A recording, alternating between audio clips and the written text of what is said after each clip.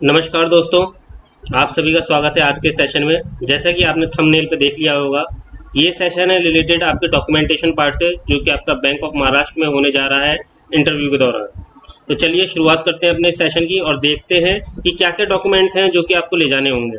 जैसा कि आप यहाँ पे देख पा रहे होंगे कि मैंने ऑलरेडी जो बैंक ऑफ महाराष्ट्र का एडवर्टीजमेंट है जो कि आया था आपका जर्नलिस्ट ऑफिसर्स के लिए 4 फरवरी को, वो आपका ओपन करा हुआ है, क्योंकि सबसे बढ़िया सोर्स होता है किसी भी चीज़ के लिए कि उसका जो प्रॉपर एडवर्टीजमेंट है आप वहीं से देखें, तो आपको किसी तरीके की कोई शंका नहीं होनी चाहिए। तो चलिए देखते हैं हम कि डॉक्यूमेंटेशन के लिए एडवर्टीजमेंट में क्या दिया हुआ था। तो यहाँ पे हम सीधे पेज नंबर 13 पे जाएंगे। पेज नंबर 13 पे अगर आप जाएंगे, वहाँ पे 22 नंबर पॉइंट जो है, जो कि आपका दिया हुआ है list of documents to be produced at the time of interview. तो यही वो डॉक्यूमेंट्स हैं जो कि आपको लेके जाने होंगे जिस टाइम पे आपका इंटरव्यू होगा उस टाइम पे। और सबसे पहली बात, सारे के सारे जितने भी आपके डॉक्यूमेंट्स हैं आपको ओरिजिनल लेके जाने हैं, और उसके साथ में कम से कम 2 सेट अपनी ज़रूर लेके जाइएगा फोटो कॉपीज़ के हर एक डॉक्यूमेंट के। एक सेट आपका वहाँ पे सबमिट हो जाएगा पूरा, कोई बात नहीं है, दूसरा सेट अगर आपके पास रखा भी रहेगा, लेकिन कम से कम आपके पास इमरजेंसी के लिए 2 सेट होने चाहिए। इसलिए हर एक डॉक्यूमेंट की कम से कम 2 सेट कॉपीज़ जरूर लेके जाइएगा, ये मैं ज़रूर कहना चाहूँगा। अब अगर हम बात करें यहाँ पे सबसे पहले पॉइंट की, सबसे पहला पॉइंट दिया हुआ है आपका print out of the valid interview call letter. तो ये डिपेंड कर सकता है बैंक के ऊपर इस बार, कि बैंक ऑफ महाराष्ट्र इस बार अलग से आपके लिए अलग से पर्टिकुलरली डेट्स में एक पोर्टल ओपन करे जहाँ पे आपकी इंटरव्यू कॉल लेटर आप डाउनलोड करें, जहाँ पे आपका लिखा हुआ होगा रोल नंबर, आपका रजिस्ट्रेशन नंबर, आपकी फ़ोटो होगी, नाम होगा, और साथ में आपका किस डेट में इंटरव्यू है, किस टाइम पे आपका रिपोर्टिंग करनी है आपको, उसके बारे में डिटेल्स दी होंगी। बात करूँ लास्ट ईयर की, तो लास्ट ईयर ऐसा कुछ नहीं हुआ था। एक अलग से PDF आपकी अपलोड कर दी गई थी बैंक की वेबसाइट पे, जहाँ पे कि आपके नंबर ऑफ कैंडिडेट्स जो थे उनकी डिटेल्स दी हुई थी अलॉन्ग विद देयर नेम, उनकी डेट, जिस डेट पे उनका इंटरव्यू था, प्लस उनका टाइम, यानी कि किस टाइम पे उन्हें रिपोर्ट करना है, और कौन सी लोकेशन, यानी कि किस जोनल ऑफिस में, फॉर एग्जांपल लखनऊ, पटना, मुंबई, अलग अलग जो लोकेशंस थी इन सब पे।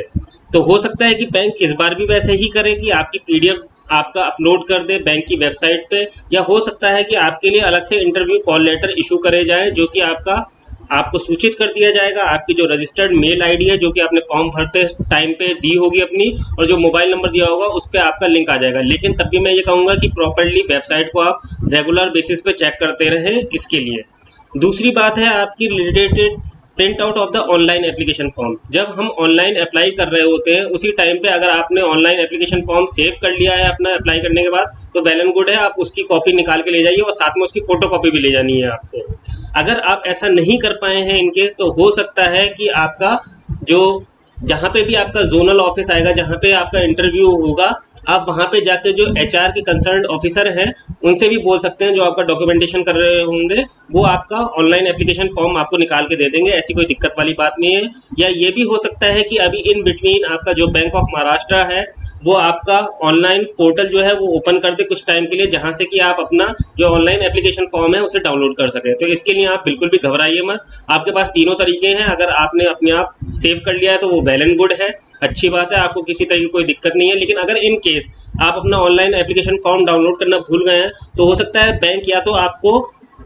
एक टाइम पे पर्टिकुलरली पोर्टल ओपन करके देगा जिस टाइम पे आप अपना दोबारा से ऑनलाइन एप्लीकेशन फॉर्म डाउनलोड कर सकते हैं। अगर इनकेस वो भी नहीं होता है तो घबराना नहीं है आपको। आप जाके जब आपका इंटरव्यू होगा उससे पहले डॉक्यूमेंटेशन के टाइम पे जो कंसर्न डॉक्यूमेंटेशन ऑफिसर होंगे आपके, उनसे बोलेंगे, वो भी आपका ऑनलाइन एप्लीकेशन फॉर्म निकाल के दे देंगे आपको जो आपका भरा गया था। क्योंकि लास्ट टाइम भी काफ़ी सारे कैंडिडेट्स थे जिनका यही हुआ था कि ऑनलाइन एप्लीकेशन फॉर्म वो अपने साथ लेके नहीं गए थे, वहीं पे जो जोनल ऑफिस है वहीं पे जो कंसर्न डॉक्यूमेंटेशन ऑफिसर थे उन्होंने हैंड टू हैंड वो एप्लीकेशन फॉर्म निकाल के कैंडिडेट का जो डॉक्यूमेंट्स थे उसके साथ अटैच कर दिया था। तो उसके लेके बिल्कुल भी आपको टेंशन लेने की जरूरत नहीं है। बात करते हैं हम तीसरे पॉइंट की, जो दिया हुआ है आपका proof of date of birth. तो इसमें क्लियरली मेंशन्ड है आपका कि birth certificate issued by the competent municipal authority, या फिर स्टैंडर्ड 10th का जो आपका सर्टिफिकेट होता है यानी कि मार्कशीट जिसमें आपकी date of birth clearly mention होती है, वो लेके जाना है।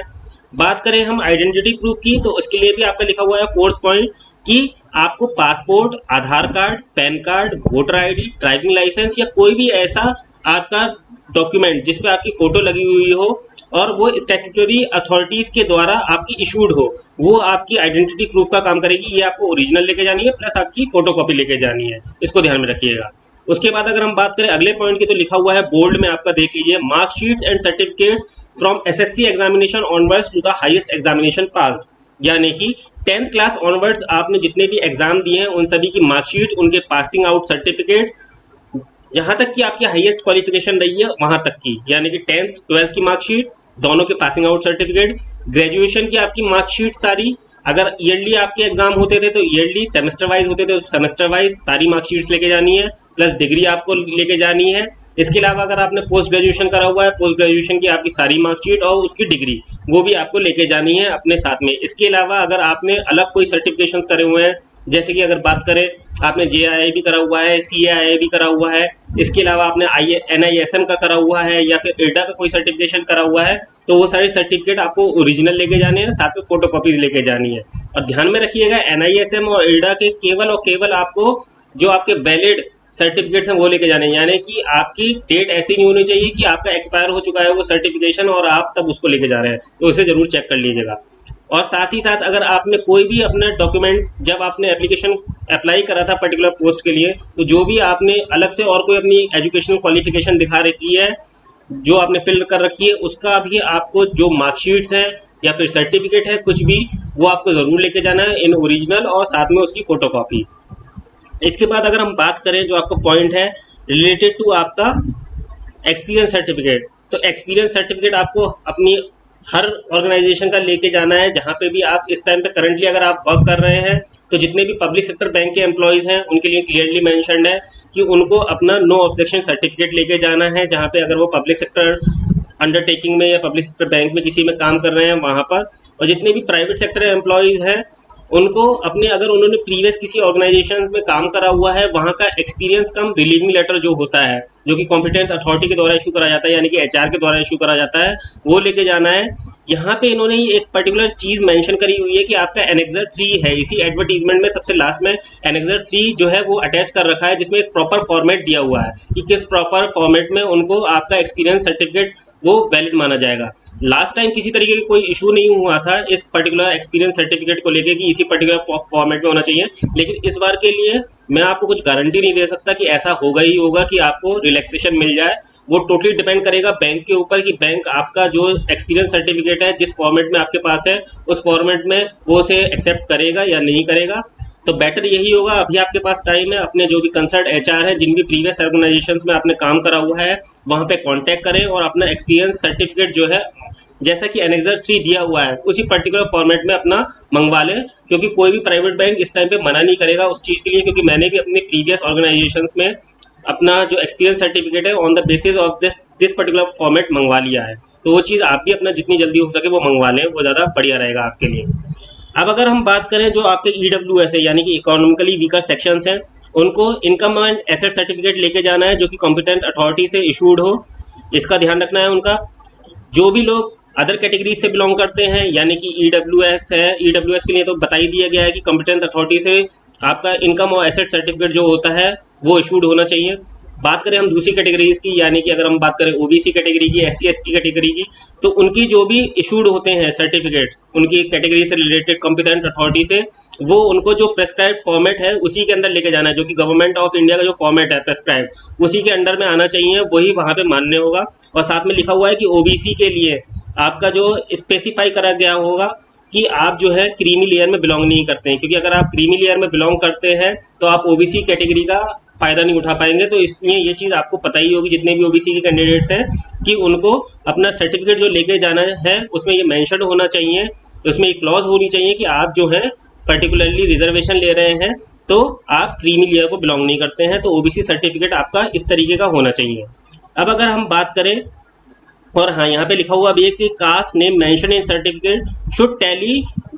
Letter by letter with central government list notification, यानी कि जो आपका कास्ट सर्टिफिकेट होगा वो टैली करना चाहिए कि जो कि आपकी सेंट्रल गवर्नमेंट की जो लिस्ट है या नोटिफिकेशन है उसके साथ। इस बात का ध्यान रखना है आपको। जो लोग डिसेबल्ड हैं, यानी कि आपका PWBD यानी कि personal with benchmark disabilities,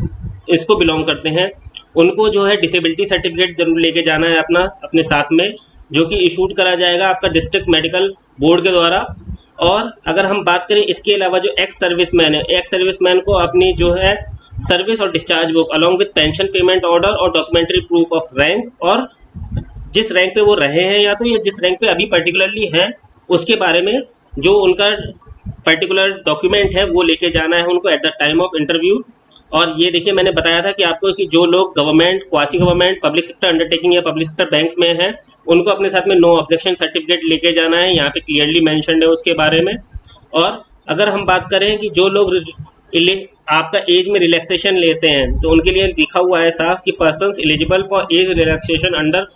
4 subsection 5 must produce a certificate from the district magistrate to the effect that they are eligible for relief in terms of rehabilitation package for 1985 riot affected people sanctioned by the government and communicated by Ministry of Finance, Department of Financial Services communication number आपका दिया हुआ है कि जो लोग 1984 के rights जो हुए थे उसमें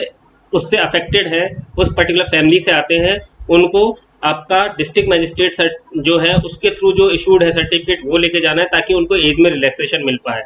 और ये देखिए यहाँ पे साफ लिखा हुआ है कि candidates will not be allowed to appear for the interview if he or she fails to produce the relevant eligibility documents as mentioned above. यानी कि ये जितने पॉइंट्स हैं इनको आप देख लीजिएगा जरूर, आप सीधे एडवर्टीजमेंट डाउनलोड करिए, आपको किसी और पर्टिकुलर जगह पे जाने की जरूरत नहीं है देखने के लिए कि क्या है क्या नहीं है डॉक्यूमेंट्स का। यहाँ पे क्लियरली मेंशन्ड है, हर एक चीज़ क्लियरली मेंशन्ड है वर्ड बाय वर्ड कि आपको क्या डॉक्यूमेंट